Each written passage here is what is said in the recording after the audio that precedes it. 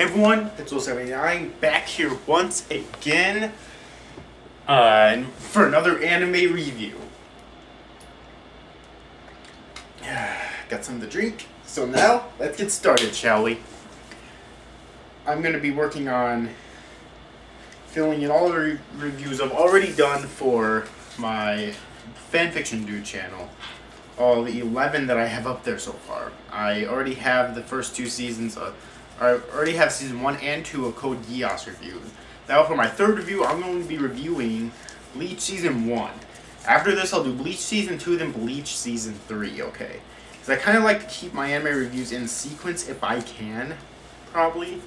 So yeah, but anyways, here's Bleach season 1. Now, Bleach is one of my favorite animes ever. I know a lot of people hate on it nowadays, and for very legitimate reasons. I'll admit, it's not as good as it used to be. But this current arc in the manga, of course, is fucking incredible. But ignore my dog's barking, please. But this is not a review of the manga. This is a review of the anime. Okay. So yeah, anyways, review of Bleach season 1. Ichigo Kurosaki is an average 15-year-old high schooler. That is, he is until he meets a Soul Reaper by the name of Rukia Kuchiki, who grant him the powers of a Soul Reaper. Now, Soul Reapers are basically death gods. They reside in the Soul Society, and their job is to kill hollows, which are basically dead spirits that have lost their way and become evil. And this either purify them by sending them to the Soul Society with their swords known as Zanpakuto, or send them to the underworld. That's all determined by if they were good people during life or bad people during life. Okay, so it's basically the whole heaven-hell thing. If you're good during life, you go to heaven. If you're evil during life, you go to hell. Same thing here, just called the Soul Society or the Underworld. Alright. Very little is learned about the Soul Society and other Soul Reapers in Season 1, though. Alright. Rukia is really one of the only Soul Reapers you meet in Season 1. Soul Reapers have special powers, too. Magical spells called Kido. And there's 3 types of Kido. You don't actually learn this till later on. Learn a lot. Dear God. You don't actually learn a lot about Kido for much later on. Shut up! Sorry about that. You don't actually learn a lot about Kido till much later on. But I'm just going to mention it now just for the hell of it.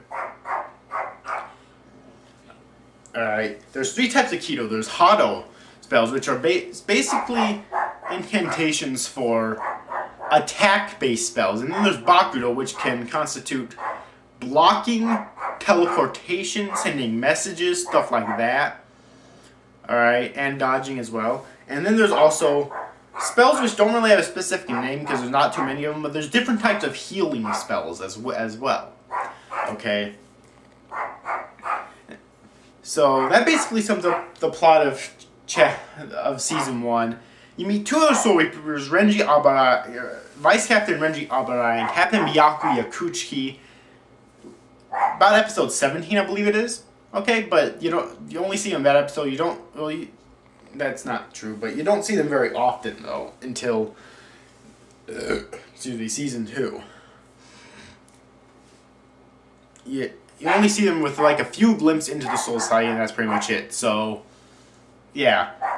Now let's talk about a few of the characters. As I already mentioned, there's Ichigo Kurosaki. Now, he's kind of an interesting take on the main character because he is brash, he is kind of dumb at times, but he also has a lot of street smarts. Okay, because Ichigo, unlike say Naruto, or Bleach basically takes place in the modern age. So, Ichigo has a lot of street smarts, and he's pretty wise in terms of that. Okay? Shut up! Oh god, after this video, I'm gonna do something. And so, yeah, that's why I like him as a main character. And of course, he's also voiced by Johnny Young Bosch, which is fucking awesome. And then there's Rukia Kuchiki, who is actually the first character we meet in the entire series. Okay? Right in the opening scene. Rukia is depicted as a kind individual, but she also gets irritated by Ichigo a lot. And she actually joins Karakura Town High School, so that because she loses her powers in episode 1, and she has to slowly get them back. Okay. So, yeah. There's also Ichigo's dad, Ishin Kurosaki, who we'll learn a lot more about him later on. Right now, he's just depicted as the stern father who's rather overprotective over his son and both of his daughters. Alright, and Ichigo and Ishin get in lots of fights all the time. Speaking of his daughters, Ichigo has 2 little sisters, Karin Kurosaki and Yuzu Kurosaki. Karin is more of the tomboyish character in the sense that she tends to kick her father's ass all the time for being so rude to his brother and just being an all-around idiot.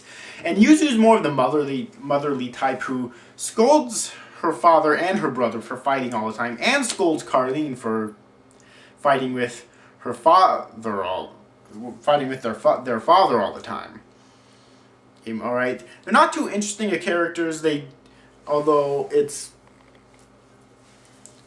pretty good though. And one interesting thing though is that even before Ichigo became a substitute Soul Reaper, is what he's called, because he wasn't actually born a Soul Reaper, or he wasn't even dead, then he actually had the ability to see spirits. Okay, I think Ishin's played off at this point at being like not being able to see them, or I could be wrong, but later on he definitely revealed it that he can't see them. Yuzu can see them, but only really faintly. Like, she can barely see them. Alright, and Karin can see them better than Yuzu, but still not as good as Ichigo. Ichigo can, interact with them like a real person, basically. Okay, I'm not sure if he can actually touch them like a real person and shake their hand or whatnot, but he can interact with them verbally like a real fucking person, which I would imagine would get kind of awkward in public, you know. But, yeah, that's basically all there is for this chapter. We learn quite a bit about this season. We learned quite a bit about Ichigo in this first season, in fact.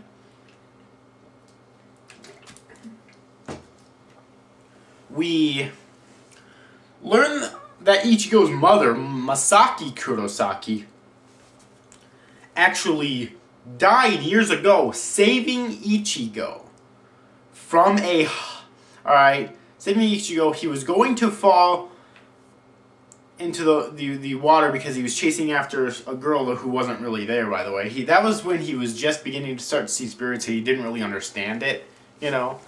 Time. Okay, still got plenty of time here. And then she fell down, but she couldn't have died from that easily. Alright? So, but however, in this first season it was revealed that it was actually a hollow known as Grand Fisher who makes an appearance, and Ichigo manages to kill it, supposedly. That actually killed Ichigo's mother. Alright, that was his lure, which he was trying to lure out Ichigo. Okay, so that's actually kind of an interesting thing we learn about Ichigo's mother, Masaki Kurosaki, how she was actually killed.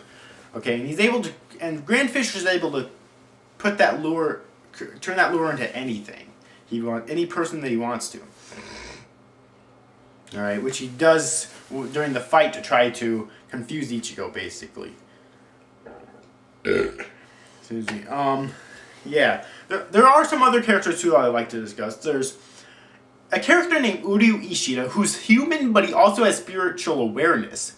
He's of a human race known as the Quincy, which the Quincy are basically the arch rivals of the Soul Reapers.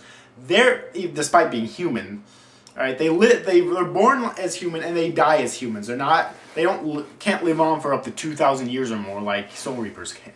Okay, they're born as humans and they die as humans. Okay, but basically they have special powers for killing hollows. However, when a Soul Reaper kills a hollow, they'll either send it to the Underworld or to the Soul Society, and when that spirit dies, it'll be reborn as a new human in the world of the living without any of its memories. That's basically the cycle of transmigration, is what I believe they call it, so that the flow of spirits doesn't get overlapped onto one world, because that would cause basically cause the apocalypse in a way. However, when Quincy's kill Hollows, they destroy its entire soul.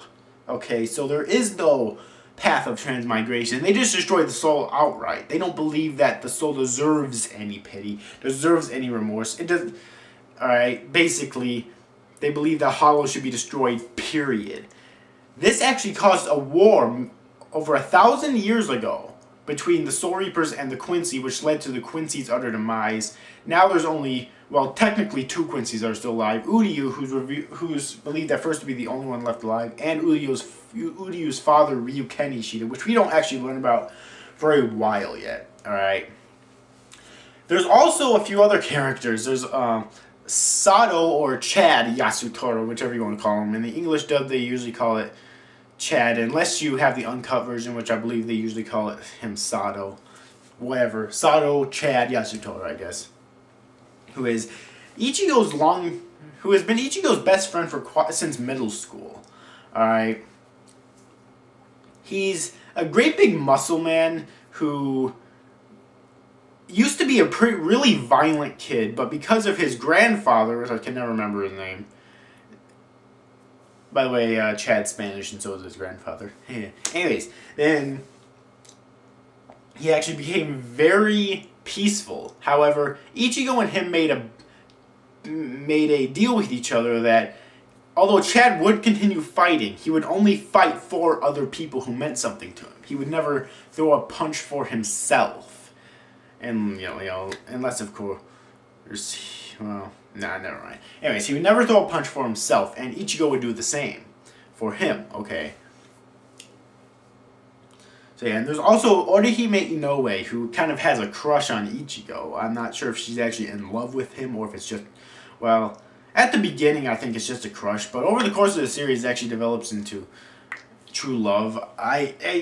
Bleach is not a romance series, don't get me wrong. I think Kubo was trying to hint towards it, but eventually he just revealed that he has no intention, he never had any intention of Bleach being a romance series, so yeah, there you go. Let's see here, so still got a little bit of time left. Basically, Ichigo, Orihime has a unique power, which we never really learn what it is in the just yet, but it's basically called, like exactly what it is, but it's called the Shunshun Rika. She has, there's 4 different, maybe sure fairies, I guess you would call them, that she uses for battle, which she unlocks when Ichigo's in trouble. Alright, she has Tsubaki, which constitutes as an attack, although as we'll learn next season, it won't work against even a 7th seat Soul Reaper, only working against minor hollows. Alright, and then she has, I know that the other ones' names are Shun-O, Hinagiku, and, what was that? What were the other ones? There's one named Lily, and there's one named, I don't remember, but basically she also has a shield, and she can also heal people. However, much later on into the series, Sosuke Aizen, who we haven't actually met yet, I'll talk more about this and him later on, but Aizen actually reveals that her healing ability isn't really healing. It reverts damages back to the way they were before they were even injured in the first place. It basically exceeds the limit set by gods, okay? So technically speaking, she's more powerful than a god.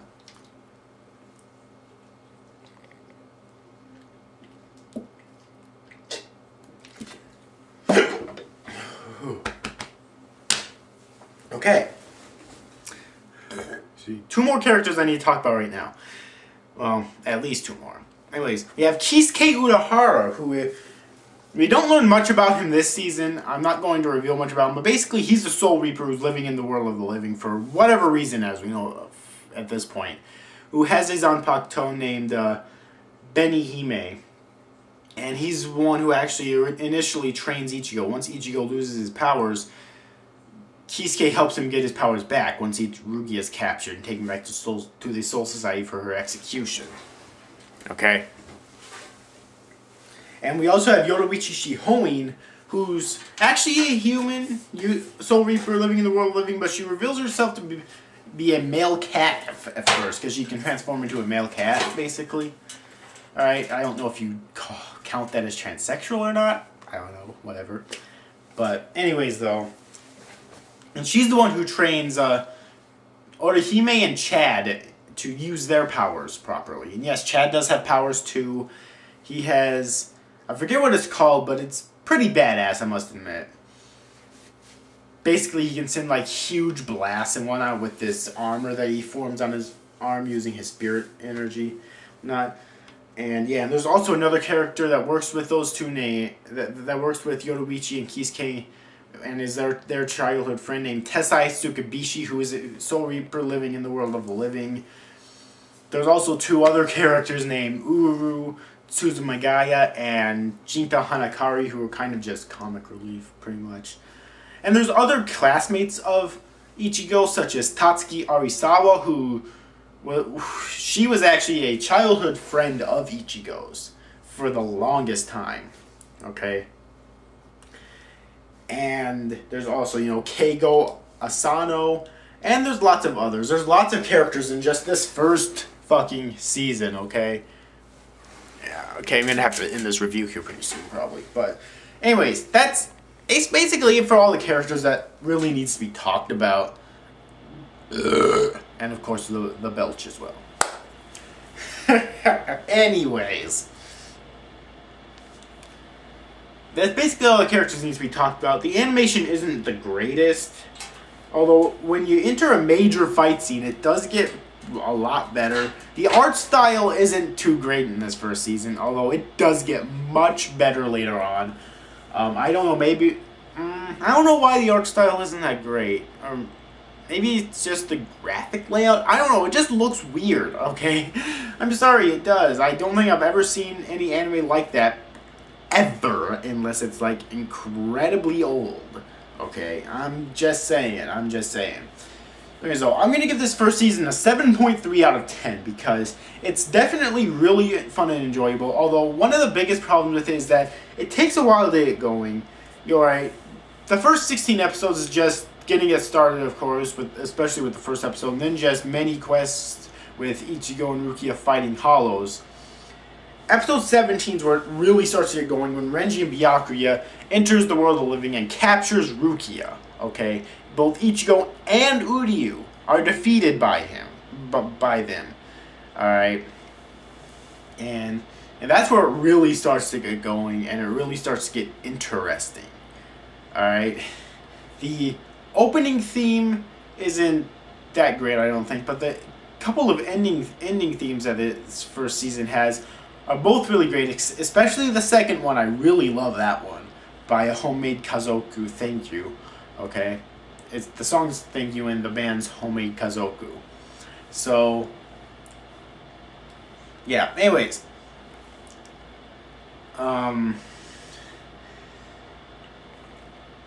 Yeah, it's really all the problem I have with this season, though. For people who don't like it to take that long to get going, they may not like it, but I do recommend that you push through because it does get really good later on. Alright, so yeah, anyways. 7.3 out of 10, that's my final score of this season. I hope you enjoyed this review. Yeah, I really have to stop this now before this camera cuts out on me. See you after, guys. Thanks for watching. Bye-bye.